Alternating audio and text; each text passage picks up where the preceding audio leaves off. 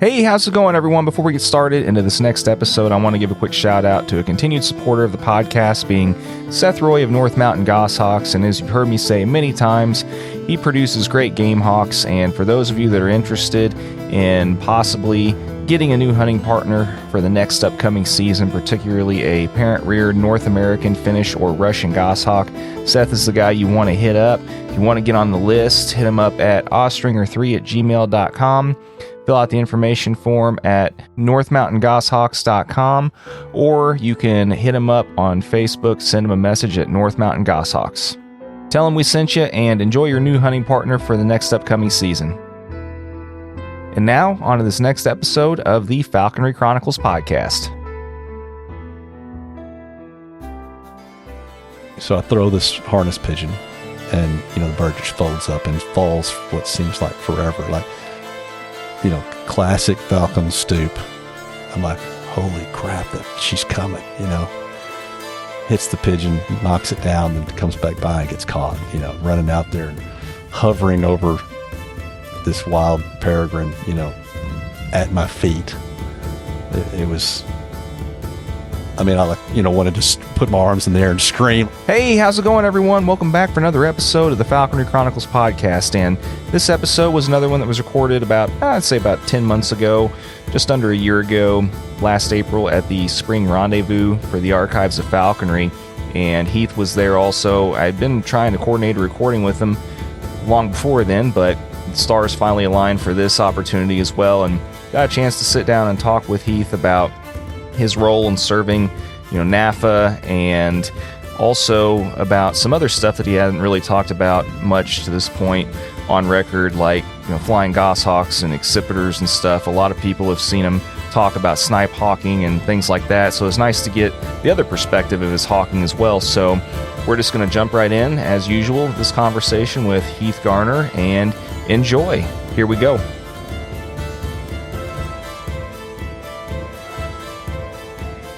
Well, so I just want to start off by saying, and we've already kind of talked about this a little bit, but you've given me hope, and you've given me, I hope it's not false hope, but as soon as I get back home, I'm hitting up my buddy with his thermal scope, and we're going to start scouting more and more of these fields that look like they can hold snipe and other stuff, because Heath, you have given me hope, and there's always an alternative. So, and sometimes it's where you're not looking. Yeah, and it's become obvious to me after seeing pictures from your presentation and talking to you more about this different stuff, that there's definitely potential somewhere. I just haven't found the right spots yet. So, now that I know people that are armed with tools that are much better than mine, I'm really wanting to get on that as soon as I get back home. So yeah, and it's actually a good time of year. Well, I shouldn't say that. It probably isn't, because there's a lot of land use change, in the spring that is inverse of that in the fall that would present the opportunities for you. So, but it doesn't hurt to scout out those areas this time of year when you go back and go, I'm coming back here, in November to check it out. For sure. Yeah.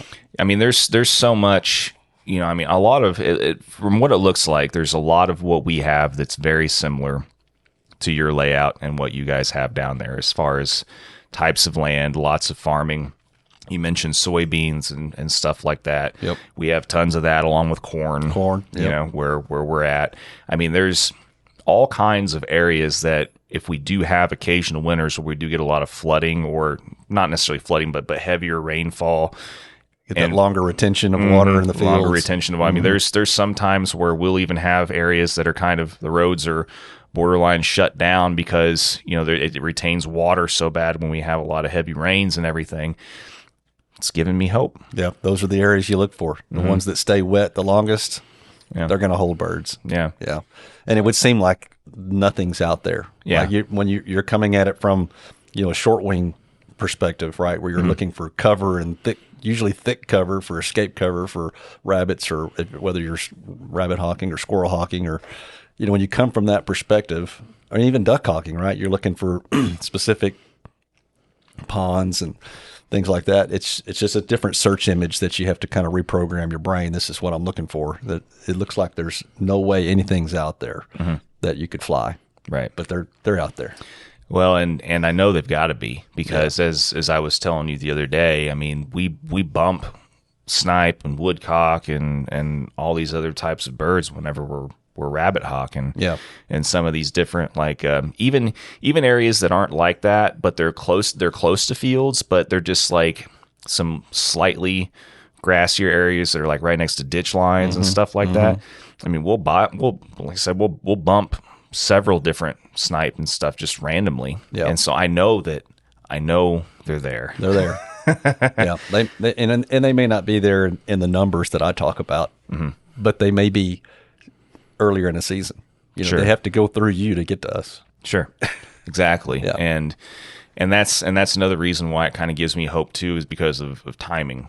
So like, and I know that they're probably not going to be there in large numbers for very long. And I've got to double check even when our snipe season is, but for no longer than it really probably lasts, it would be feasible to work that in, along with everything else, because it isn't like a huge amount of time per se, at least not for us. But right. I mean, how long does you guys' season last? It is November 15th through February 15th. Okay, so it's the majority of the season. Yeah, it's a long season for us. And I could be mistaken. I mean, it's been a while since I've even paid attention because it's never been on my radar. Right. But I mean, getting a chance to see it happen when I was in Mexico the second time around and all that, I was just like, man, if I can make this happen somehow, it would definitely be the way that I would fly long wings if I could make it work. Because I mean, I thought it was way cooler than duck hawking and everything else. So right. Well, and I don't know if you saw that latest article in was it the Journal? I think it's the last year's Journal, NAFA Journal, that Lynn Oliphant wrote about tertial, peregrines. Like, you get the right tertial peregrine and everything's on the menu. Sure. You know what I mean? You can switch it up through the season. So if you've got snipe, and snipe, in my opinion, without going too far into the specific weeds, sure. Is the great starter quarry, because you tend to have them earlier in the season, way before the ducks get there, before your duck season even opens usually. And when you do have them in high number, it's the equivalent of going out there with your baggy pigeons, right? We're all starting our birds or getting a new bird or pulling one out of the, chamber and starting the season with them and get them conditioned and in shape. We throw pigeons, right? To confidence builder, emphasize position and pitch and things like that. Generally, we take 2 pigeons, right? Well, you don't even need pigeons. If you have snipe, there's 40 pigeons waiting for you out there, and so that gives them a lot of opportunity to reinforce that position and pitch. And you do that enough, they get proficient at it and actually are successful, which reinforces position and pitch. And then when your ducks get there, you've got a great high-flying bird that's not a one-shot wonder because it's gone back up for the first several weeks of the season expecting another opportunity. So if you only some of the ducks get off the water and they come down and miss, that bird's already trained to get back up quick, and you've got second flushes, third flushes, maybe depending on your water. So it's a good training tool, to be able to switch from that quarry to your larger quarry. Sure.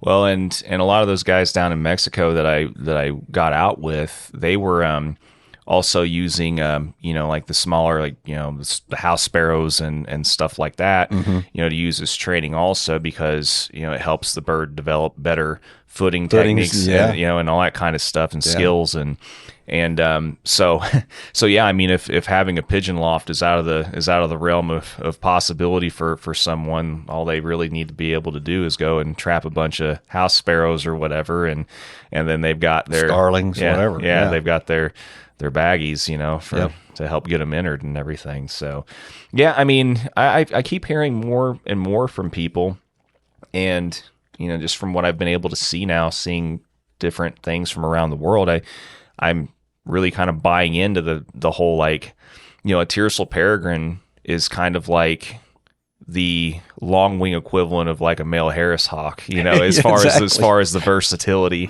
And it's been kind of neat to see, because there's a lot of things that I didn't even think that, because I mean, you know how it is, like when you live in certain areas, the only thing you ever hear is, well, you can't fly those here. There's no way you can make that happen here, right? You know, and whenever you're impressionable and haven't seen a lot, it's easy to buy into that kind of thing, you know. And it's like, well, what are you going to hunt with it? Well, this, that, or that, and it's like, well, good luck, you know. And but like, you know, then you come to realize that the people that are saying those things are people that really haven't gotten a chance to see some of the other avenues. Right. You know, they're thinking traditional stuff, you know, right. like pheasant, grouse, ducks, you know. And I had that same experience, you know, in the mid 90s when I got out of graduate school, and I was went to work for the Forest Service in Hot Springs, Arkansas, which is in the middle of the Ouachita Mountains. And I had a peregrine that I had gotten from Dan Cover, and I ended up giving him away to somebody when I took that job, because there's nowhere to fly peregrine falcon in the Ouachita Mountains. You know, moved down there, you know, worked for a year, and then that winter season comes around where you can actually see, you know, what is to offer. Like, why did I get rid of that bird? There's all kinds of opportunities to fly down here, you know. But so you don't want to have too close-minded. You know, look at your opportunities before you make decisions on what you're going to limit yourself to. Yeah. You know? Well, and the only barrier that I can think of in my mind is, you know, I mean, a lot of these open fields, I mean, there's tons of giant open fields where I'm at, but they're bordered by trees, you know, like small little clusters of tree lots and stuff like that. And, you know, it's land that's always, like you said, farmed pretty heavily with corn, soybeans, and all that kind of stuff. But like, you know, the fact that there's those tree lots and those tree lines and stuff like that border a lot of those is the only thing that I've really kind of had a mental hang up on as far as how to navigate that. But then, you know, I also think back to what some of those guys in Mexico and you know, even guys like yourself, you know, seem to be. It's kind of like what you got, what's kind of been done, you know. So I mean, I don't really know. I mean, I look forward to hopefully being able to see the areas that you hawk, you know, in person sometime soon. But as far as, you know, I mean, what kind of is the layout that you're dealing with? The similar type of situation? It is, you know, but you know, we're in Northeast Arkansas where I live. Precision agriculture's taken over, you know, the landscape. So there's a lot of, when I say precision, I'm talking like precision leveled ground. You know, the natural ridge and swale topography is no more. And so that makes everything look the same. You know what I mean? Even though when you look closer, it's not. But we still have that, you know, somewhat broken up agricultural landscape with tree lines, you know, wood lots, things like that. It's always there. And those do present challenges. I mean, it all depends on your training, the individual bird that you have, you know, what and how those hazards, we'll call them hazards or obstacles, are for that particular bird's behaviors and the quarry you're after. So obviously you can have too small of a field, right? Even though it may have the quarry you're after, it can be too small, and those present problems with either, you know, the bird not being able to get to the quarry before it gets to cover, you know, and then that turns off a bird, or you have situations where the birds, you know, I mean, if you're hunting snipe's a small quarry, easy to carry, and they end up carrying to trees if they're in close proximity, and, you know, bird eats their, you know, you never get your hands on a snipe because it eats the whole thing in a tree. So those do, you know, you have to kind of be careful about what you decide is the right field, you know, to fly. It's like anything, you know, it's like any bird, any part of falconry is got to assess the whole situation, right? You may have the perfect duck pond, but there's a barbed wire fence behind it. You know, I shouldn't fly that pond, you know. And so it's the same situation when you're looking at these, you know, these open agricultural fields. Is where are my hazards, where are my risks? Sure. And so it's always there. Yeah, and that's basically the part of the definition of modern falconry anymore is just weighing the risk versus reward. Yes. Yes. It's an ongoing ratio that we always are weighing in our minds. But yeah, and Murphy's always in your shoulder. Well, if it can happen, it will happen. Sure. No matter how many risk aversion things you do. Oh yeah. And there's fields and areas where we think that they're going to be perfect, and then we find out real quick all the ways that they can't be perfect. Exactly. And you're like, well, mark that one in the back of the head, back of your mind. Yep, that's not good. Yep, didn't see that over there. Or at least I saw it, but didn't really process that as a potential threat or whatever. Yeah. I mean, it happens to the best of us. Well, and even best, worst, whatever, it happens to all of us. Let's just be real about it. But I mean, what point in time, whenever you were flying long wings, practicing falconry and stuff, that you decide that it was doable for you and that you wanted to really pursue it? Like, do you remember like a general time frame?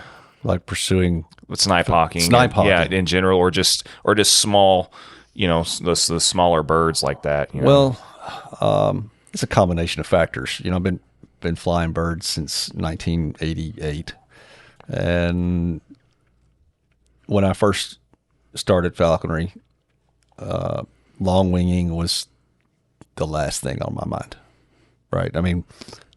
And it's funny, you talk to a lot of these new apprentices, especially younger apprentices.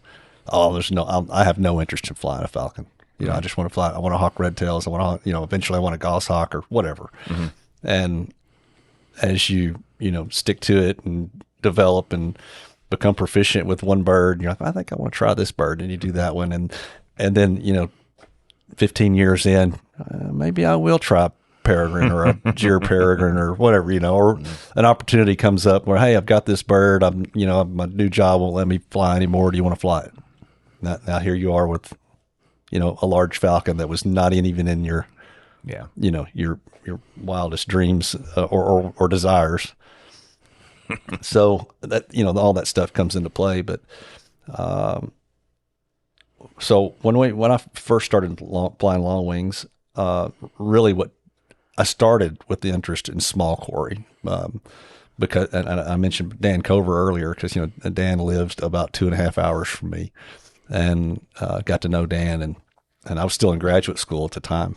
And he had same situation. Hey, I've got this Anatom peregrine, and I've got a chance to get I forgot what it was. He was getting some kind of like a Tahiti or something, bizarre.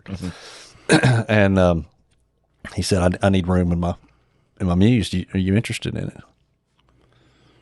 Okay. I guess I'll take it, so that was my first large falcon. And, but it was not a large falcon. It was a 500 gram Tiercel Anatom, 520 grams or so. And I took him with the intention of doing like Dan Cover has been doing. He'd been flying, dove and quail with long wings for decades. And so I thought, we have plenty of dove. I'd like to really try to start focusing on mourning dove. So mourning dove was really the first quarry that I started flying with long wings. And it was a steep learning curve, because nobody in Arkansas at the time were flying falcons. Everybody's flying red tails or Harris hawks, and there was no mentor locally to, do that. Now Dan would give me advice and all that kind of stuff, over the phone. And of course, this was pre-internet, right? Sure. There was no YouTube. There was nothing. You had to learn from somebody in person. Yeah. Which is, you still have to really be successful. But sure. So those options weren't even there. So it was kind of, trial by fire, figuring out what works, what doesn't work. And but then after that, it moved, my interest moved to ducks. And started flying gyr peregrines on ducks. And Arkansas, while we're considered the duck capital of the world, we don't necessarily have the best duck hawking opportunities in the world. Our duck slips are difficult. There are thousands of ducks everywhere, and access to those with a long wing is you got to learn what's accessible, what's not, sometimes the hard way. Mm-hmm. And we figured it out, and we've been successful. But the landscape's changed over the past 20 years.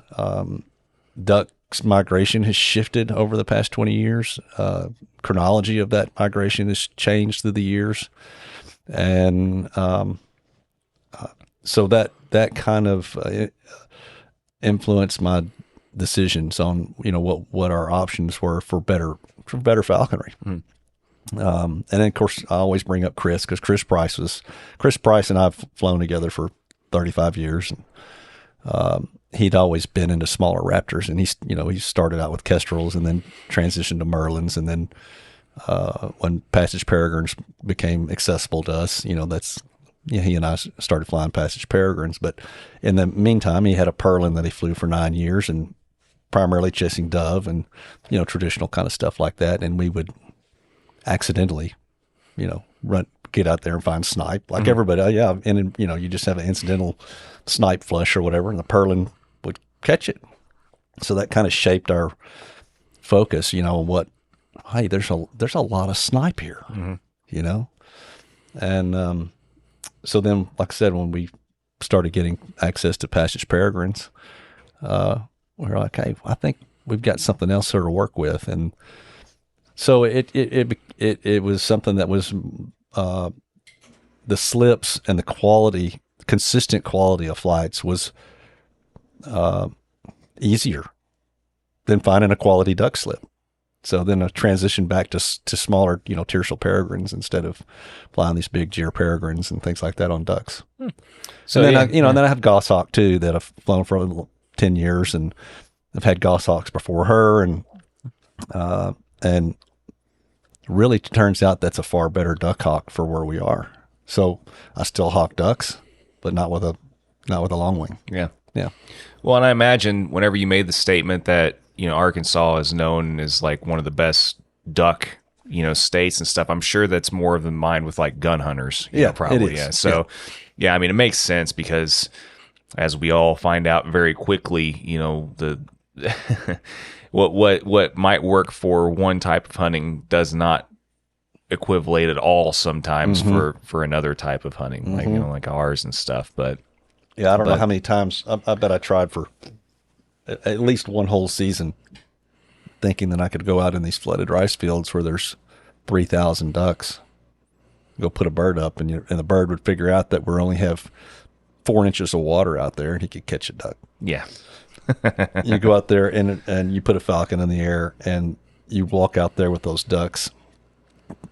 Number one, they don't flush. Mm-hmm. They part like the Red Sea and just swim away. So you don't even get an opportunity. And then your bird's dropping its pitch the whole time, trying to skim them off the water and flush them. And then they just literally fly 6 feet and put back in the, right. Like, this doesn't work. Yeah. There's ducks everywhere and I can't touch one of them. Yeah. So, you had to figure that out the hard way sometimes. Yeah. Yeah. I can imagine. And just, that's sometime, and you mentioned it, kind of the whole, having to learn by learn by proxy, and also like trial and error. And I mean, it resonates very, very well with me because having tried, like I'll call it 1.5 attempts now at trying to fly a bigger long wing where I'm at, and it seems like the struggle is much more real with a bigger long wing with that like self-learning curve than even like a hawk and stuff. It's just it's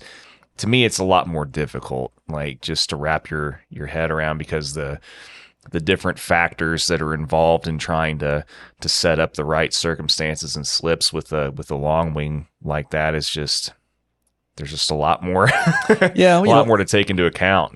Falconry is really individualized, right? I mean, it's important for an experienced falconer not to tell a new falconer how it is. Sure. Right? Because it's how it is for them, and everybody has their own goals and expectations, and you can fly a large long wing however you choose to. I mean, there's people that are flying large long wings with coursing hounds, chasing sure jackrabbits. Well, we would have never thought about doing that 25 years ago. Yeah. And that's not necessarily what we would consider a classic long wing flight, but they're still spectacular, you know? So you kind of do with what you have to work with. And then you can, as you get more experience, you're going to maybe set different goals for yourself. You know, okay, I've been flying, a Falcon pursuit style for a while. I think I want to try to do some classic waiting on flights, right? And what are my opportunities where I have that Corey to do that with? And sometimes you have to face the sad reality that you don't have those opportunities. Yeah. You can't fly that bird there successfully, and you're not doing you or the bird any good. So maybe you shouldn't fly long wings. So that's, a lot of people find themselves in that situation, but maybe it's not just, maybe you don't need to fly large long wings. Maybe you need to go to smaller long wings and look at a different Corey opportunity that you do have, you know, which is kind of the boat that I feel like I'm kind of in now, you know, cause like, I think that, I really want to spend a good season at least trying to figure out the best places, you know, and I am trying to do it right, in my mind at least, what the quote unquote right way to go about doing it is. And, having X amount of spots that I think might work, feasibly before getting a bird suited to that and giving it, another try. And, there's a lot to be said also for trying to learn from past mistakes and trying not to set yourself up for failure in the same ways again. And, I think that every opportunity is definitely a learning experience, but with long wings, whenever you don't get what you want, it feels like it just hurts more. It does. Yeah, it does. Well, and you see the effects on the bird, right? It's easy to ruin a bird if you don't accept failure yourself. Does that make sense? I mean, it does. And of course, that's the beauty of contemporary falconry and the whole sponsor apprenticeship program. When we're starting out, you're not necessarily flying large falcons as an apprentice, but it's nice to have that sponsor mentor relationship where you can not learn the hard way, right? And gain some insight. But then the other nice thing about today and technology and social media and all, if you can say social media is a good thing, but it provides that network of knowledge that it is out there. There is good falconry out there. There are people that are experienced in doing it, what you say, quote unquote, the right way. And you can get exposure to that. And so if you're a sponsor or your mentor doesn't have that set experience that you're looking for guidance, now you know where else to look, Sure. and when you get to that stage, you've got that whole wealth of knowledge out there in the community that you can go to. Which is good and bad both at times. Yeah, it's right. Well, it's garbage in, garbage out. You got to make sure you're getting the right information. But very true. And I've noticed that in particular, like for long wings especially, like it's really important to really find the right person, like even more so, to give you that guidance and like where I know where one of the things that I went wrong with is, just asking too many people that none of which come to find out really after I thought about it were in my circumstances, right? Or similar circumstances. So they all in their own minds, and not saying that they were giving me bad advice, but it was advice that I couldn't really apply to what I was doing anyway, because it wasn't the right, wasn't the same circumstances. So, there's a lot of things to take into account that, you don't even necessarily know when you're dealing with this stuff initially to even really think about, but anyway, yeah, I mean, I don't know. So we'll see how it goes. I'm going to try my best to figure out where some of these, places are that are probably going to be the most likely places to hold it. I mean, it probably won't be any time like in the immediate future, but hopefully maybe within a couple of seasons might be able to entertain trying to take somewhere, for a passage, Tiercel or whatever, and make it happen. Who knows? Maybe we'll get lucky, and even by then we'll have normalized peregrine taking in or we something. hope, right? Yeah. That's what we're hoping for. Hopefully within the next 2 years anyway. Yeah, that'd be fantastic. So there's a method to my madness. I'm trying to time it out to where it's going to be, easiest eventually to make it all happen and stuff. But all that being said, I want to loop back around a little bit and kind of go back. I mean, you said you've been practicing falconry since 88, right? Right. Okay. So what was that particular moment or instance that made you kind of realize that you wanted to start pursuing it then? Well, I've been a biologist since I was 9 years old. I still have my old notebooks where I, doing observational biology and, writing down how robins find worms and, just always been intrigued by wildlife and in general. And raptors have always been something that I've had an interest in, even as a child. But falconry was never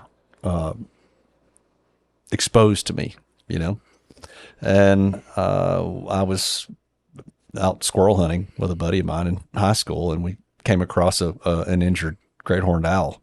So I, grabbed it, took it home. And again, this is pre-internet, in the late 80s, and all you had were books at the public library or at the school library. And so, I start doing a little research on how to care for this owl that I had, and did the best I could fixing this bird's wing up. And long story short, I rehabbed this owl and successfully let it go. But in the time of having that owl and trying to read books and learn, how to take care of this owl, not even knowing I wasn't supposed to have it, you know what I mean? Yeah. And figuring that out. Yeah. And then learning, hey, there's this, you can actually do falconry. There's a falconry permit system, and so that's kind of what triggered it, is looking for the legal way to have a raptor, and then learning more about what falconry was. I mean, I was already a hunter. Hey, this is a hunting, method. That really sparked a fire in me, and called the Game and Fish Commission, and who manages falconry in our state, and got the stuff mailed to me to figure out how to do it. And then you find out that it's, they have this apprentice sponsorship, requirement that you had to go through. And then you get the list of falconers in the state from the agency, and there are 5. Yep. That's it. In 1988, there were 5 falconers in Arkansas. So, that presented a little bit of a challenge, so I did find a sponsor that was an hour and a half away, and, started the process, and he's actually who, exposed me to NAFA, and took me to my first NAFA meet in 89. And so, yeah, that's kind of what got me started, was finding that owl, Mm-hmm. And you said you were still around 9 when you found the owl? No, I was 16. Okay, yeah, all right. Yeah, I was 16 at the time. Yeah, just clarifying that. I kind of got a little. I always like to keep my timeline straight. No, I've just been into biology and birds and everything. Yeah, taking your notes and stuff. Yeah. I got you now. I was 16 then, and got my falconry license when I was 17, and I've been flying ever since. But my sponsor took me to the first NAFA meet in 89 in Kearney. And, I got back, and I already had my first bird at the time, but I didn't take a bird to the meet, which was probably the smartest thing I ever did, because it was just an information gathering week for me. I had the sponsor that had been flying before falconry had been regulated, but he'd only flown red tails, maybe a couple Cooper's hawks here and there, quasi-successfully, and he knew what he didn't know. And then you go, and there's hundreds of falconers, with all this knowledge and information and all these birds you've never seen before in person, and not having to worry about my bird was fantastic. And so I would certainly recommend anybody who's never been to a NAFA field meet to go without their bird the first time, and so your sponge is a little more absorbent, that way. Yeah. And but when we got back, like I said, I was the sixth or seventh falconer. There were 3 new apprentices under my same sponsor at the same time, and one of them was Chris Price. Another one's a guy named Jim Biggs, and we were all coming up at the same time under the same sponsor. And we got back, and I'm like, we really need to form our own organization like NAFA in the state. So we're, can learn from each other and hawk together and, that kind of stuff. Cause we're all disjunct and in different places around the state. And, so that's, I started the Arkansas Hawking Association, in 1990 to do that very thing, to get an organization together. And, it's a flourishing state club now and affiliate member of NAFA. And we've got, 40 something members, and it's grown into a nice organization. But it was important to me. I saw it as important at that time that, being connected to other falconers for that knowledge source to become a better falconer yourself. Yeah. It's very important, and I would like to see a list. I've never actually researched this myself, but I'm curious to see just how many states are left that, I think it's 40, like pretty much all but most of the states, but like Hawaii are able to legally practice falconry, I think, right? But I'm trying to remember roughly about what the number of states are that still don't have like a state club. It's funny. I think there's a lot of, there's a little ebb and flow to that. There's a lot of states that have had state clubs that have fallen apart or dissolved or have more fractured. than one. Yeah. And which is somewhat problematic. So there's several states that I know of now that don't have functioning organization, clubs.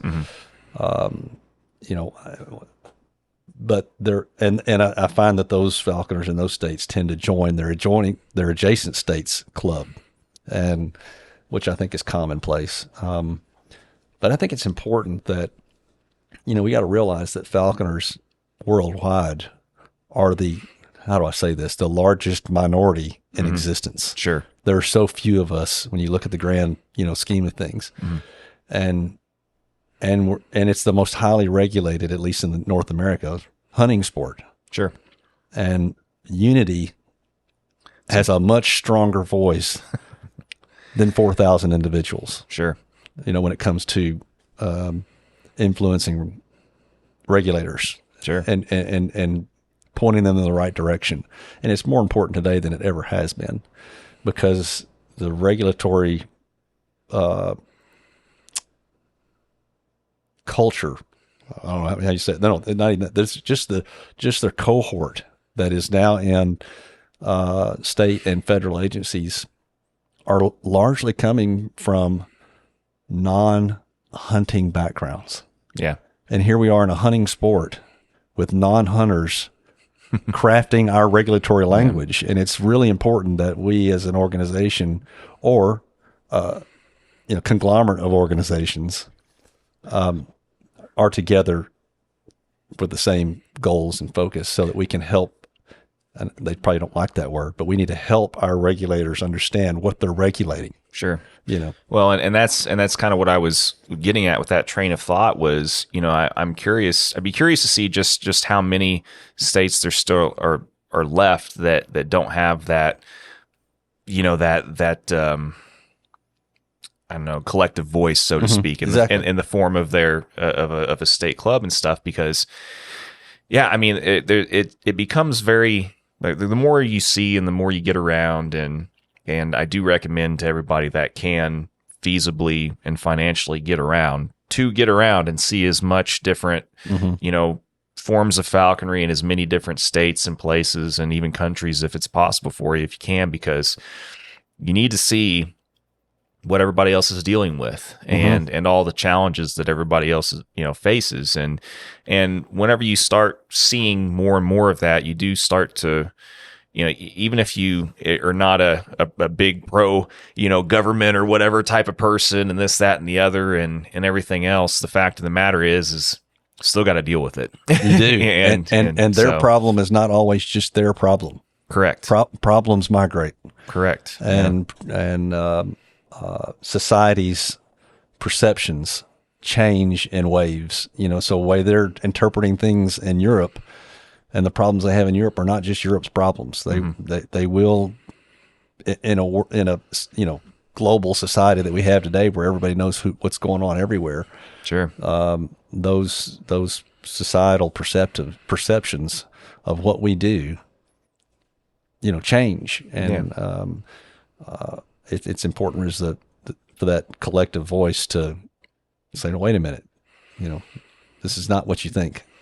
Sure. And we kind of face a little bit of a double whammy in the fact that, we've got to kind of combat natural hunting perceptions. Mm-hmm. Not only that, but people like gun hunters and bow hunters and stuff like that face, and even hound hunters and stuff. But yes, but we also have another animal. Yes, that is our gun and is our bow or whatever, and so we're having to deal with, that perception of hunting, but also having another animal that we're, taking as a hunting partner, or utilizing, I should say, as a hunting partner in that whole equation as well. And so, there's that extra little layer that a lot of other people around the world aren't having to deal with either. Exactly. Yeah, that makes it, really unique for us. And it's funny, the Association of Fish and Wildlife Agencies has an actual committee that's the Sustainable Wildlife Use Committee. No other users of wildlife use wildlife like we do. Sure. And so, and we're not even on their radar screen. Yeah. I mean, and to some degree, unless somebody goes out of their way to be that voice, I mean, why would we be? Right. I mean, as you stated, the numbers are what they are. Right. And we are literally a drop in the bucket, comparatively speaking, to all the other much, much bigger, types of, categories, I should say, of hunters and other, wildlife people. We're not just bird hunters. We're not just big game hunters. We're not just small game hunters. We're all of those, and we're falconers. Sure. And so it's, but that number of people that check all those boxes is limited. Sure. Yeah. And we're also not big revenue bringers either, right. In that That's regard right. also. And and that's the other unfortunate reality, and you find out real quick in dealing with a lot of this too, is they tend to pay a little bit more attention if you're actually bringing in a lot of money and revenue from licensing and tags and everything Exactly. else and stuff too. But yeah, I mean, I do kind of want to continue down this train of thought a little bit, since we're already kind of naturally progressing on this train of thought. But a lot of people may not realize that you're also involved with our national organization, being NAFA and Yes. stuff as well, and currently Vice President, correct? Yes, currently Vice President. Yeah. So whenever I've done these recordings and had these conversations with people like yourself that have had or are currently in positions where they are dealing with a lot of these different responsibilities, I like to find out what it's been like for them. And, just another trial by fire. That's what that is. Yeah, I guess my involvement with NAFA is maybe not that unique, I guess, but I've been a NAFA member since '89, and have always gone to NAFA meets every year that I could, financially or whatever. And I never held. Yeah, I started our organization in Arkansas. I've been president of the Arkansas Hawking Association multiple times, director positions within that organization multiple times, but I was never an officer or board member of NAFA. And I kind of got sucked into vice president. Sheldon on his exit as president, how long? I guess this is my third year as vice president, or starting my third year. And he calls me up nonchalantly, hey, I know you've talked about wanting to be involved with NAFA. And so, and at the same time that he had called me, I was nominated for a central director position and did not win that election. But he called me afterwards. I'm like, well, yeah, sure. I still want to be involved. I'm thinking maybe I'm going to get on a committee or something. And we'd like for you to be vice president. I'm like, what? Yeah. Hell was starting off lower. So I don't know whether I was their last choice or not, but because nobody else wanted it, but anyway, Here I am, vice president of the organization that I've been so fond of for 35 plus years. So yeah, he called you up and help us, Obi-Wan. You're our only hope. Yeah, no, I like I said, I always like finding out what people's individual experiences are and continue to. This is another one of those things that I like to continue to talk about until I'm blue in the face to some degree, in that people need to understand all of the time, effort, and energy that goes into being involved in helping run these clubs and stuff like that, and how much personal time it takes away from people. It does, and it takes a commitment not only from you but your family. There's a lot of sacrifice. I mean, we are a volunteer organization. Nobody in NAFA gets paid. And very seldom do even the vice president and president get compensated for going and for their travels and things like. And I'm not talking about just NAFA functions. I'm talking about going to visit with all the regulators in Washington D.C. and going to North American Wildlife Conference meetings and meeting with folks and finding out what our issues, what maybe our unforeseen issues are coming down, through other changes. None of that. So you kind of have to be able to commit financially. You've got to be able to commit to take time away from your family and your other interests. And so there is some sacrifice that is involved with it. But I'm not saying that it takes all of your time. I mean, I still have a regular job and I have to do that job. And I still am a volunteer for other conservation nonprofit organizations. So that there's a balance. But yeah, it takes a significant number of hours a week, to dedicate and at least be thinking about what you need to be doing next week, or what we need to be doing as an organization to cut off problems we see coming, or so yeah, it takes a little bit of sacrifice and dedication, but it's worth it in the end. I mean, that's why NAFA exists, right? Is to help sustain and keep falconry recognized as a legal field sport. Mm-hmm.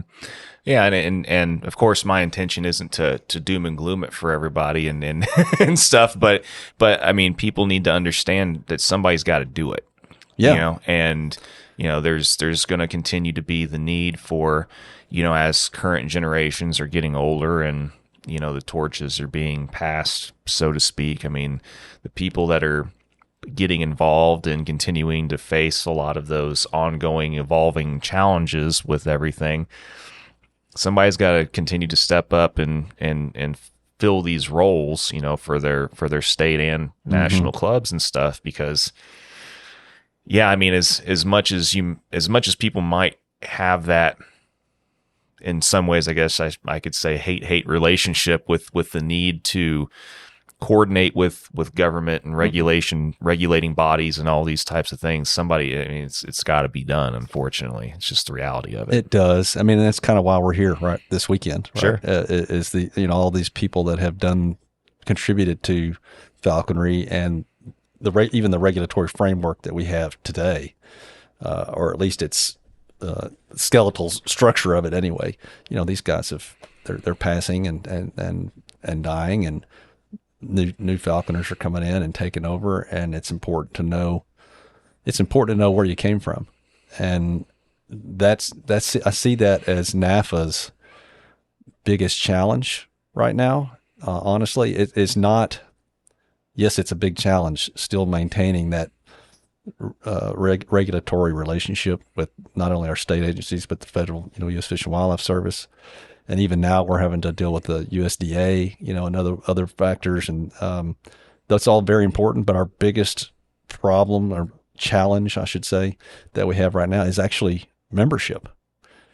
We still have roughly the same number of falconers practicing the falconry in North America that we did 30 years ago. We tend to stay about the same. But fewer people we have lower membership now than we did 20 years ago. And And I think that the reason that is that the younger generation, and I don't mean that even by age, I mean new Falconers. They might be 17 like I was, and they might be 37 or 47. I don't know. Sure. Well, they're getting into the art and sport with the false perception that it's their right. That we have a right to get a falconry license just like we can get a driver's license. That's not the case. It's a privilege that took a lot of sacrifice and effort from the 1960s to today to be able to practice this. And it's constantly under threat. And not knowing the challenges that we had to overcome 30, 40 years ago, that's when you get hit. That's when you get blindsided, when the regulators come at you and go, well, we're going to do it this way now. And if you don't realize how you fought to get where you are, you don't have the tools to fight the change that's that's now in your lap. Yeah. And so it's important that membership within the organization is important so that we have those numbers to confidently say we represent the falconry community, and we don't like how this, new proposed regulation or whatever is worded out of, fear it will infringe on X, Y, or Z that we've done for decades, And so if you don't know where you came from and what challenges you had, you don't even know how to solve the problem. And as being a member of the organization and knowing how it came to be and being involved in it as much as you can, even just being a member is huge, I hate to, you hate to say that because it all comes down to, well, yeah, they just want my money. But, what am I getting for my money? Exactly. And that's the question, right? Everybody, I don't say everybody, a lot of people that join NAFA are joining because we have great publications, right? We get, we've got a phenomenal editor and we've got a great, quarterly magazine that comes out, but that's not NAFA. That's your benefit for being a NAFA member. Your membership goes to help represent the numbers, your representation, so that we can protect that privilege that we have today. Because that's what it is. It's not. It can go away tomorrow. Sure. Yeah. Well, and like I said, that's one thing that gets hammered home the more you go around and see what other people have to deal with, especially in other countries. That's exactly. And, it was very eye-opening to me. And, as I've talked about several times now, and like, when I went to South Africa, hearing about, what those guys have had to deal with, even recently, even up to a handful of years ago, someone almost snapped their fingers and made it go away again. Yep. And sadly enough, hearing the story of how that came to be, unfortunately, it was a lot of self-inflicted wounds in those circumstances too. Yeah. So continuing with the theme of what you just said, those that don't study history are doomed to repeat it. Exactly. That kind of principle, it's holds a lot of truth, even with what we do as well. And so that's why I like to touch on this with people that have, served in some degree of capacity in those different roles and things that I like finding out what they've personally learned, and what was kind of eye-opening to them in dealing with a lot of these things. And I'm just going to make the generalized assumption that there's been a lot of instances that you've been privy to, or maybe not necessarily like a lot, but definitely some circumstances that were probably eye-opening, and just the capacity that you've had to deal with some of this stuff in your serving in this role for you, right? Yeah, well, yeah, it is eye-opening because you hear, it's really easy to, when you're not in a leadership role within any organization, to know, even be aware. And I don't expect everybody to be aware. Sure. And so, falconry is kind of an antisocial activity anyway. Right? Sure. Everybody, we do that to get away from people, right? Yeah. We do falconry so we can have our time and our relationship with our bird and the quarry, and it's real easy to go to say to yourself, well, why would I need to be a member of an organization? I do this for me, and this is my source of happiness and enjoyment. What do I care what they do? But knowing that someone's out there looking, you can't just hide under a rock, because when a regulation gets snuck in, like I said, that now all of a sudden you're an outlaw, right? I mean, what did I do? I didn't do anything wrong. Yeah. Well, according to the rule, you are today. Yeah. You're doing something wrong. And just seeing how, the agencies, and I'm not saying they're not plotting against us. You know what I mean? It's really just ignorance. And I don't mean that in an ugly way. I mean, everybody's ignorant, in some capacity. Sure. They just don't know. Yeah. And so, you may have, just for example, we've had this go on last year with the USDA, right? The USDA does not issue our permits. We don't, falconry is not regulated by the USDA, but because a court case for the Animal Welfare Act required by the Supreme Court for the USDA to now enforce certain things that overlap with falconry, it became important for us to be involved in that process. Number one, to keep it out of falconry, and number two, to educate those regulators on how falconry doesn't apply, right? That's not what we're doing. And without getting into too many specifics about that, but I mean, that was one of those kind of things where you're like, man, if we hadn't caught that, we would be in a mess right now, and if there's nobody on the watch, that's all it takes is somebody not even targeting your user group, a law change either through Congress or a court case that changes the law. Now all of a sudden you don't get to do what you did yesterday. Yeah. And so someone's got to be on watch. Yeah. Yeah. Yeah, no, and like I said, that's why I always like touching on this, at least for a little bit in these conversations, because there's so many things that, I mean, I'll admit, I'm constantly ignorant to a lot of things. I mean, there's nothing wrong with being ignorant. No. There's something wrong with being stupid, though. Exactly. And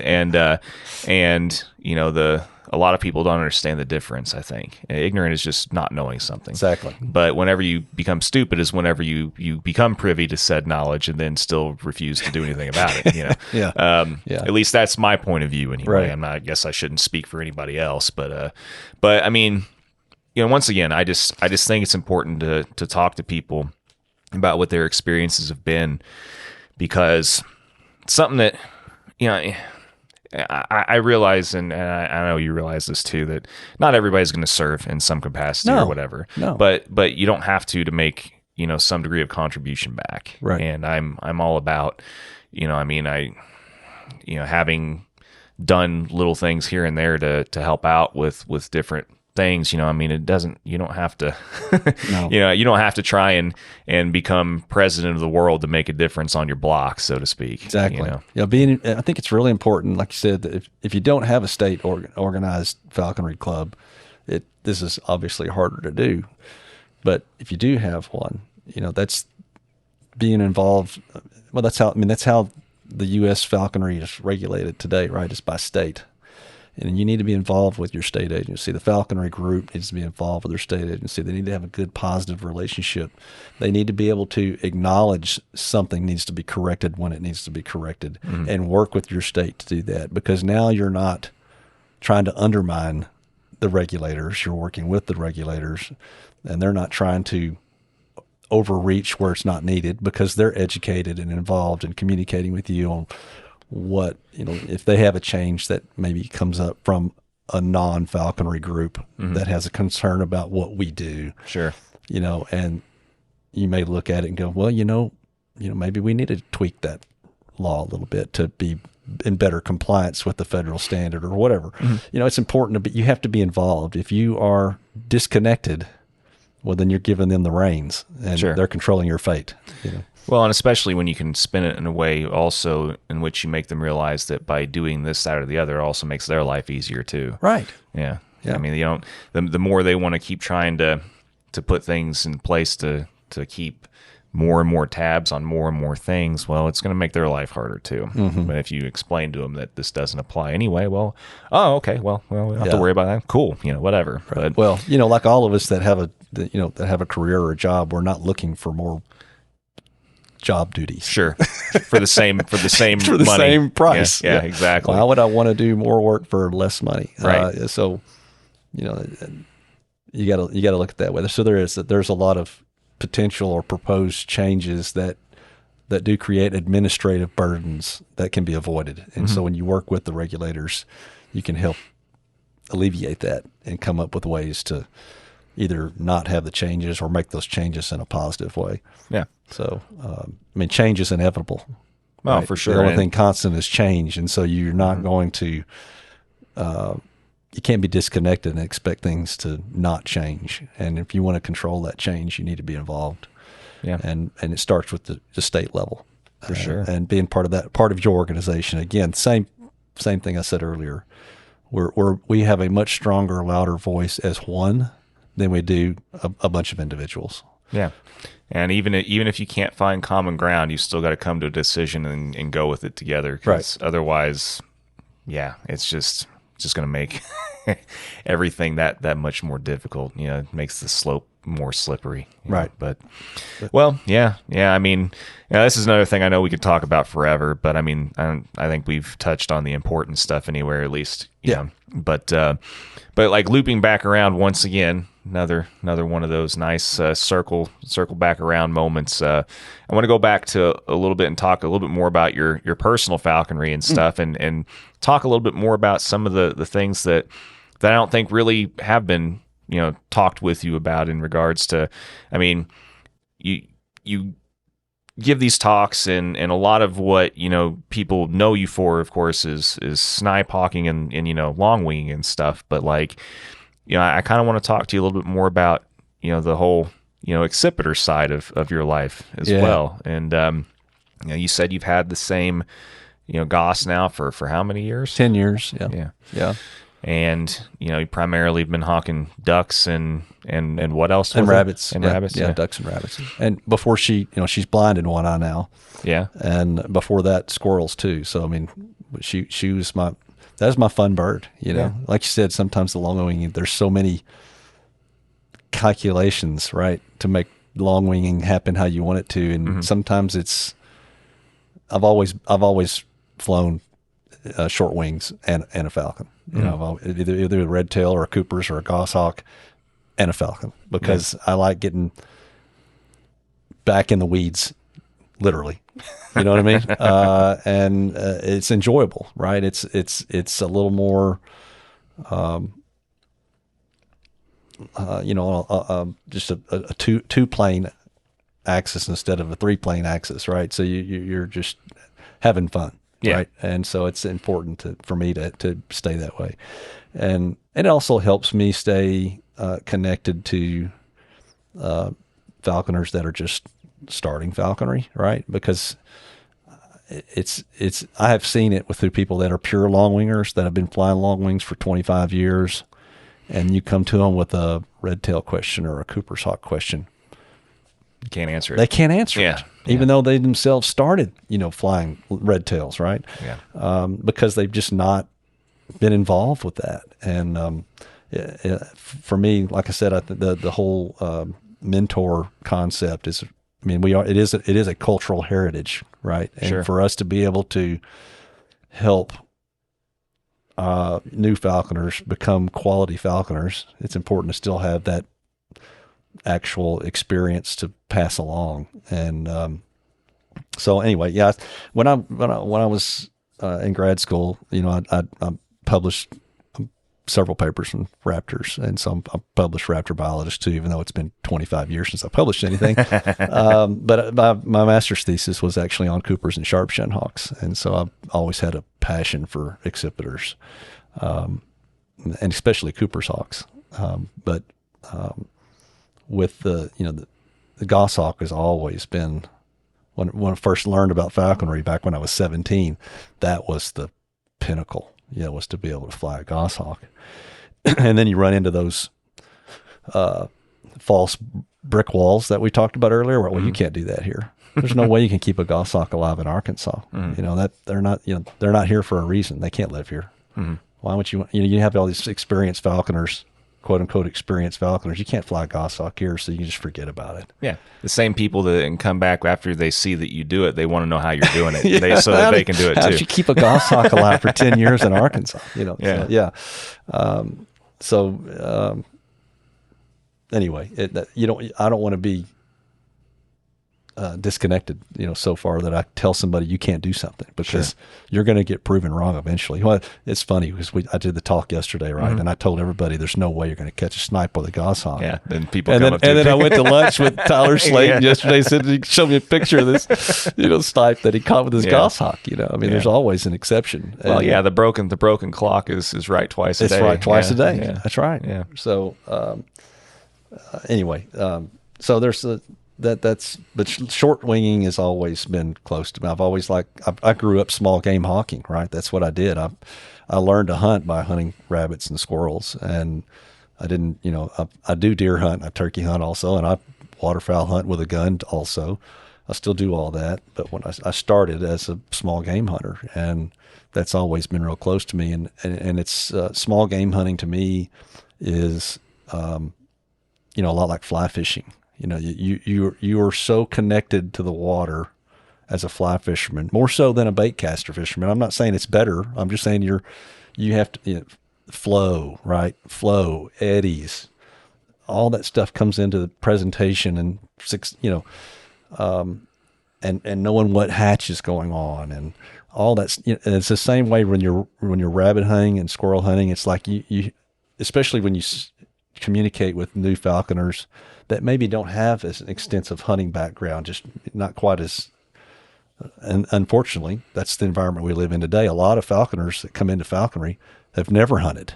I was one of those. Yeah. And it's important that they learn it is a hunting sport, for one. Of course. But at the same time, you're teaching somebody to hunt that's never hunted before, and they're having trouble. So I can't seem to find any rabbits, Well, where are you looking? Where are you looking? Yeah. And so that concept of short wing hawking and rabbit and squirrel hawking to me is the neat thing about it. It's like, why am I, and of course I'm an ecologist for a living. That's what I do. And learning, why something is where it is and why it's doing what it's doing. That's really close to short wing hawking, right? And I'm not saying that long wing hawking's not, it is too. But it can be even more precise when you're, if you're pursuing quail with a Cooper's hawk. I mean, why am I not finding quail here and I'm finding them over there? And that connection to the landscape and the cover and the habitat, that's what is special to me. And like I said, just getting out there and letting a hawk chase as hard as it can through the woods is, something I always like to do. Yeah. Well, and the more you're around goshawkers, especially, the more you realize that, those particular types of ostringers are the types that they just love they get addicted to the way that bird shoots off their glove and everything else. And you start to find, the personality correlations with people and the types of birds that they fly and stuff. Which becomes kind of amusing in and of itself as well, But yeah, I mean, and you touched on something that's important too, and in that if anybody is, wanting to get into these types of things, it's every bit as important to learn about the prey and where the prey lives, what kind of habitat it lives in, and trying to find X amount of places, before you even get into any of this, and educate yourself as much on it as you can, because I think people also find that it's a lot easier to land a sponsor if you've already got some good spots that they don't know about too. Just going to throw that out there for prospective people also, give them something to think about.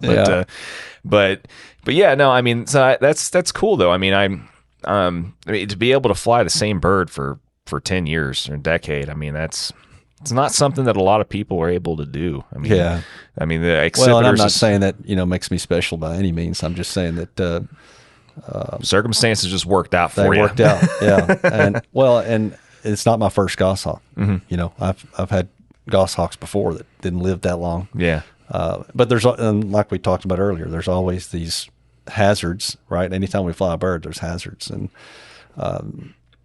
and sometimes they don't live through those hazards, right? Sure. I mean, I've had birds get killed. I had a goshawk that I had gotten from a friend, and you know, the bird was a killing machine. And here I'm out trying to duck hawk with this bird, and a nutria. You know what a nutria is? Yeah. Okay. So a nutria slides off, you know, or comes out of the water on the other side. Well, there's a furry animal over there. I must catch it, right? It's a goshawk. Sure. And it bit her leg and just almost sheared her leg off in one bite. You know, so the bird had to be put down. I mean, there's always something. Yeah. So I've basically honestly gotten lucky with some calculated mitigation to keep a goshawk alive for 10 years. Yeah. I mean, whatever I've done, some of it is repeatable, and I think would contribute to the success of someone else trying to do that. But there's always the unknowns. There's always unforeseen stuff. And like I said, she's blind in one eye. You know, that happened from a mallard hitting her in the eye and detached her retina. I mean, anything can happen, but she still hunts with one eye. But I consider it just a little bit of educated luck is all it is. Knowing what the risks are, right? You can mitigate those risks like we talked about. And housing a bird that isn't necessarily found in humid, hot climates that like I live in, you got to mitigate for it. And my mew are designed. I've designed my mew not for falcons, but for goshawks, because that's what I had at the time when I built the mew. And it just so happens that design certainly works fine for other birds as well. But the mew that I started flying, my first mew that I built for red tails, 35 years ago, I don't think a goshawk would live in it in Arkansas. I think they would, they end up getting asper or something and die. So, I've done some things that I think help make successful, but it's mostly just stumbling forward and managing to catch myself before I fall. Sure. Yeah. Well, I mean, 10 years. Yeah. And if you hunt these birds like they're supposed to be hunted, there's a million and one ways that they can meet an unfortunate end in literally any type of hunting situation that you're in. Like I said, it's like you kind of said, it's not necessarily that you're that's anything special per se of what you were doing, but like the combination of learning what some of those higher risks are, coupled with just a lot of fortunate experiences. That's all we can really hope for, though. Absolutely. Because I mean, we were kind of tongue-in-cheek joking about a lot of these circumstances. I mean, how the hell are you going to plan for a nutria just to kind of pop up? Up out of the water when you're flying a duck. It's one of those unicorn kind of circumstances. They're wrong time, wrong place. Yeah. And there's nothing you can do. Nothing you can do. You can't. You can't even. I mean, the only way you're going to not do that is not fly a bird. Well, then you're not practicing falconry. Exactly. So, most of us know that, roughly 70 to 80% of every raptor that hatches out there dies its first year. Sure. Not even related to falconry, just in the wild because of all these same risks. Yep. It's all there for every bird in the wild too. So if you're not flying it, you're not, why do you have it? Exactly. You're going to have those risks anytime you fly a bird. So all you can do is the best you can to mitigate the ones from experience. And I've done this however the math works out, 36, 37 years, and I'm still learning. It's a never ending learning curve with falconry. Well, yeah. And the minute you think you've got it all figured out, where you're just about to get educated and don't even know it. Yeah. We all find that out real quick too.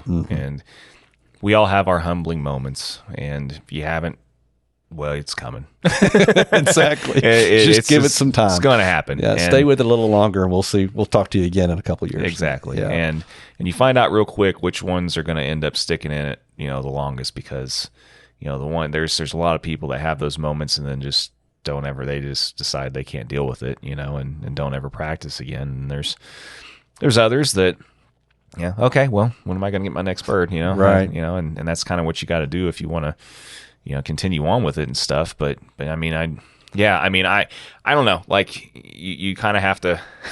you gotta have thick skin. You gotta harden your heart a little bit. Yeah, and because falconry is, it's certainly rewarding for all of us that practice it. Right. Mm-hmm. It's a rewarding connection. Anytime I ever do a presentation to the general public or, a Boy Scout group or at a nature center or whatever, I always describe falconry. Falconry is interactive bird watching. That's all it is. You're just out there participating in what a wild bird does every day. Yeah, because it doesn't need you. Need you for any of this. Yeah. And now you might help orchestrate things, right? Mm-hmm. And that's the artistic. That's why it's the art, right? Mm-hmm. Is we're painting a picture or producing a movie or a clip of how we want to see things go. And sometimes it goes that way, and we pat ourselves on the back and say we had a hell of a good day flying birds today. Yeah. Most of the time, something freaking goes wrong. Yeah. And it's those good days that make us get up and go do it again tomorrow. Sure. Right? You're going to have you're going to experience loss, by the very descriptive of the word. Yep. If you practice falconry, and if you're not psychologically equipped to handle loss, you don't stick with falconry. Correct. Yeah. Yeah. No, I echo that 100%. And yeah, I mean, it's important, to realize that in this whole equation, we're really not all that special. No. We're just, we're actually really, yeah. I mean, we are a very, I don't know, in a way, almost a non-factor in these in these birds' equations. I mean, they find out that they can do everything a little bit easier with us involved, which is why it works. Well, yeah, but at the same time, it's easy for us to sit there and puff up a little bit and do the, and just look what I did. Yeah, and just get that little ego boost when things do occasionally go right. But then we're quickly reminded that we are very inconsequential and right in the and very not special in the equation, I guess. But well, so I mean, real quick before we switch to another topic again here, out of all the different accipiters that you've flown, I mean, I'm assuming then that the Goss is still kind of more or less your favorite, but I mean, like I don't want to assume that. I mean, it is. The Goss is my favorite because of their capability, right? Mm-hmm. And because of the quarry that I have available to me is my favorite. And while they're not native to Arkansas, the quarry that we have is certainly perfect for goshawks. I mean, we've got cottontails, we've got swamp rabbits, which is another species of rabbit that a lot of people in the U.S. don't necessarily have, but it's a, cottontail on steroids. And then ducks, we've got a lot of ducks, and then we've got squirrels, we've got fox squirrels, we've got gray squirrels, and the goshawk is perfectly equipped to handle all that quarry. Mm-hmm. And so they're a perfect bird for that. And but like I said before, Cooper socks are really dear to me. And, you see a lot of people say, the best way to train a Cooper hawk is to let it go. Yeah. Yeah. Because they are hard. They're difficult. Yeah. And they're like, well, they really just embody falconry, right? It's those, you get a good Cooper hawk, you're going to want another one. Sure. But then the next one you get, you're like, God, this bird is horrible. I don't know why I did this. Yeah. I'll never get another one. So there's good ones and bad ones, and so that's the gamble you take, right? But I don't know why that they're necessarily that special to me, but I don't know there's anything that's as explosive or primal than a Cooper hawk. They literally just operate on a set of ones and zeros. and I don't know, they maybe because that's pretty much all accipiters though, is if you can speak goshawk, you can probably train just about any raptor, and I say that, I mean, understanding accipiters' behaviors and knowing what implications that means to your falconry that day, it goes a long way with growth as a falconer. And a lot of people have trouble with that, and that's why they don't stick with goshawks or Cooper's hawks, and they go back to red tails or Harris hawks. Sure. Harris hawks are certainly capable hawks, right? But I'm not bashing any Harris hawk aficionados, but they're relatively easy when you compare them to accipiters. And so that's why they're really popular, right? You don't have to deal with that complexity of behaviors to interpret that. It's a whole different language. And once you figure that out and decode it, it goes a long way. Sure. And it's not for everybody. No, of course not. I mean, and that goes for almost every species. There's always at least one species that isn't right for certain people. Right. Like prairie falcons, for example. And there's going to be just as many people that go, hey, wait a minute. There's nothing wrong with prairie falcons. Back up a second there. It's one of those things I've learned, that you can tell, whenever you start getting to know somebody a little bit better and you're around them for a little bit, and you kind of analyze their personality a little bit, and you can almost guess in some way like what bird is either their favorite or what they're flying and stuff like that. I've noticed that, and like I said, it's just kind of one of those things that's kind of become a little amusing to me. But yeah, no, I'm to that note of what you're saying, I'm kind of happy in a way that I haven't been successful with like a passage coop or anything yet, because I don't have that temptation to keep, wanting to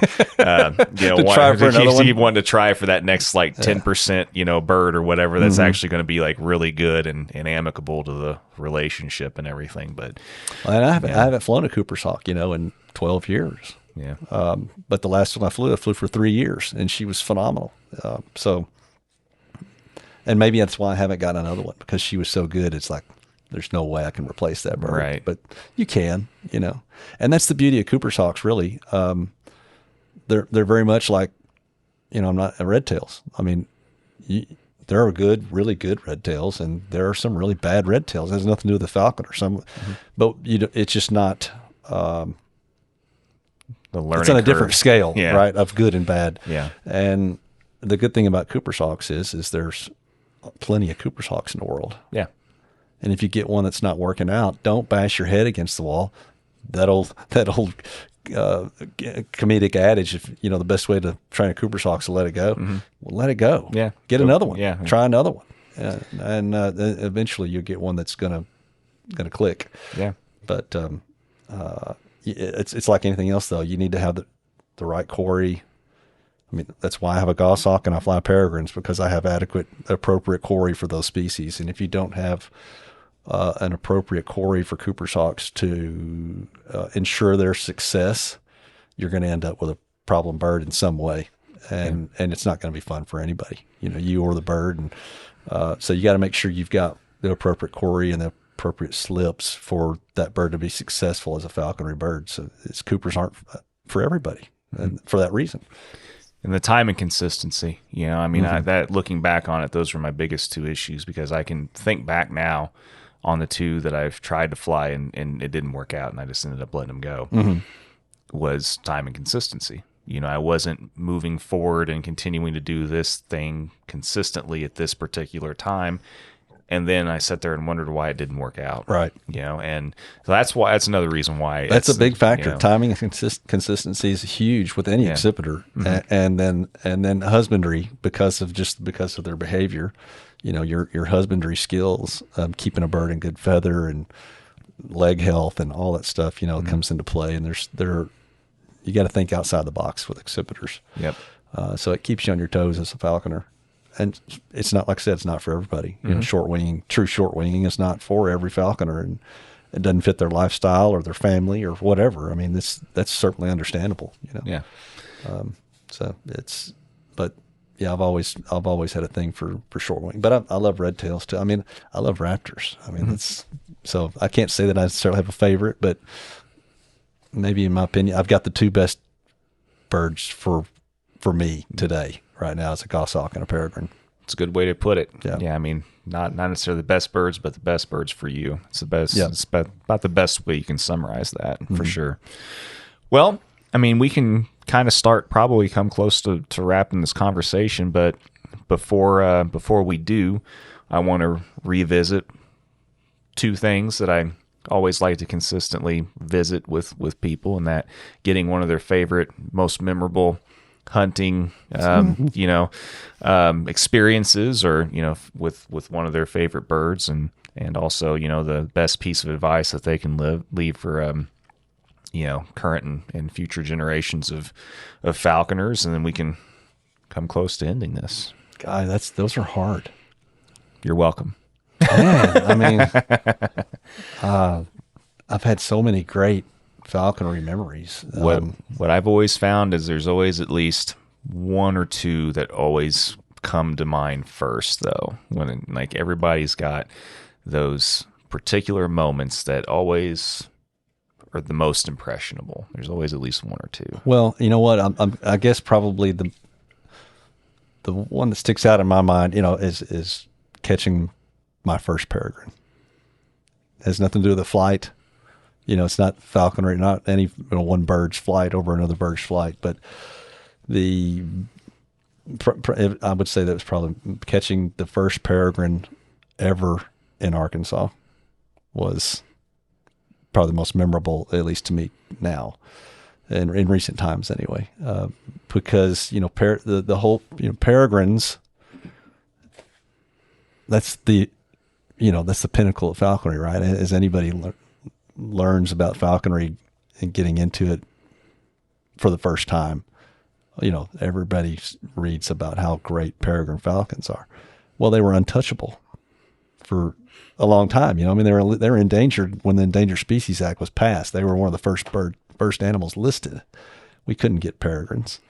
And as a young falconer getting started in my teens, I couldn't afford to buy a peregrine.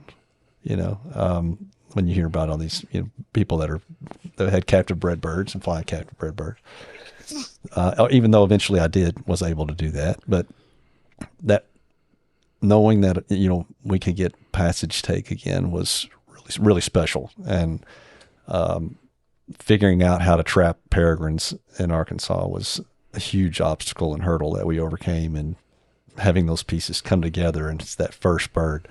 So, I was out on this rice field, and having had seen birds days before on this location and not seeing any of that day. And of course I'm on the phone with another falconer talking to him and seeing how his luck was going, because he was trying where he was a couple hours south of me. And, I look up in the sky and see this falcon shape in the sun.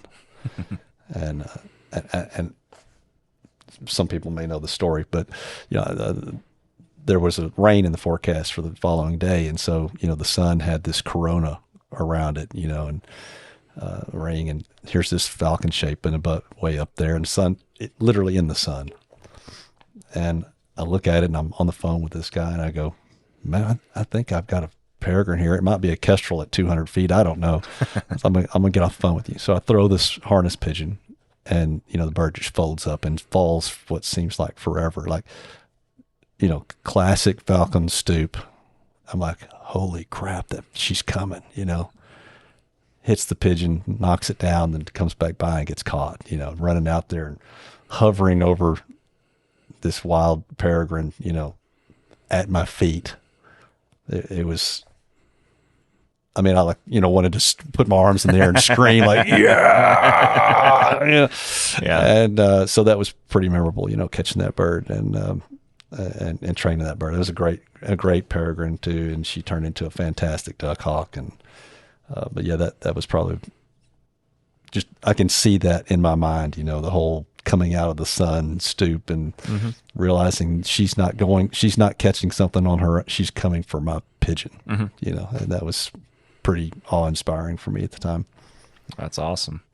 And it's compounded by the fact that it being one of the first ones on top of it. I'm sure it was pretty awesome. Well, yeah, and nobody had ever trapped peregrines in Arkansas before, so that was kind of cool, you know, to be involved in that. It's like, yeah, this is another thing that I can't do that I just did. Exactly. I feel you, man. Oh, that's awesome. Well, like I said, I appreciate you being open to sharing a lot of your other, you know, experiences with the other aspects of things, and, you know, particularly like the NAFA role and all that kind of stuff. I mean, it's been good finally getting a chance to do this, and you know, hopefully we can eventually do, you know, like a follow up, you know, at a snipe meet or something like that in the future. But before we end, I'll go ahead and get that piece of advice from you, you know, that you wouldn't mind leaving to current and future generations of falconers, and we can, you know, go get some lunch or something after this, maybe. Or whatever. Sounds good. Yeah, it is about that time. Yeah. Well, piece of advice. Well, I've got several. As an apprentice falconer, it's very important that you're engaged with your sponsor. And while your sponsor is not the end all be all on how things should be falconry, they should be considered first. Your sponsor is going to shape your foundation. And it's important to not, while we talked about the social network aspect of things, right, where you have this multitude of information today, it's important not to get too much of it from too many sources starting. That'd be probably one piece of advice for young falconers or starting falconers. Do what your sponsor says first, then take the other things into consideration and grow once you know what you're talking about. You know, and the other thing is think long term when you know, even as a general or current master falconer, be sure you think about what you want that bird to be when you first acquire that bird and start training that bird, because everything you do will affect what that bird will become. So think long term. What is your end goal? How do I want this bird to fly? How do I want it to behave? And think about that in every aspect, from recall to picking it up from the perch. What you do every day will affect what that bird becomes 6 months from now. Mm-hmm. So I think that would be the other thing. It's hard for me, right? Because we're all reactionary animals. And, you know, as simple as thinking about going and picking up your falcon off the block, and it baits away for whatever reason, and you grab its leash and you pick it up. Well, you just reinforce that bird to fly away from you every time you go pick it up. You know, it's just simple things. Let the bird regain the perch, step to the glove. You know, now you're going to have a bird that every time you walk up to it, either on the perch or on its quarry, steps to the glove. You know, it's just simple things like that we take for granted. Yeah. That you think about long term. How do I want this bird to behave at the end of the season? It's a very good point. And you kind of touched on the whole thing of, you know, sometimes it's easy not to have tunnel vision, especially whenever you are an Austringer partially that has tunnel vision and thinks in zeros and ones, just like the birds that you fly and stuff exactly. Too. You know, yeah. But no, that's cool, man. I appreciate you being willing to share that, and yeah, I mean, this has been fun. Glad we could make this happen while we were both here at the same time this weekend, and you know, under the circumstances, you know, I mean, it's always cool seeing what the Archives is up to and all the cool things they're doing, and seeing all these you know, these people that have come together for another common cause and everything, and being among some great you know, iconic falconers, sure, right, that have practiced for 50 plus years, and listening to them and listening to all their lies and everything,